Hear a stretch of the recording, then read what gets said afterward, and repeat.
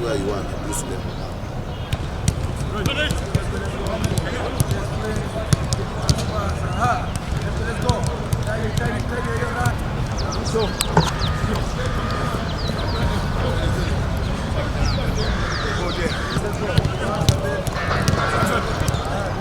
Sometimes you thought that you have played football, you know everything. You know, when you sit in the class, you find that whatever you're playing, you didn't even know anything. Again, with the CAF B coaching course, which is going on, this is the third week, we feel like a lot we have learned, and most of it, 20% is just the theory.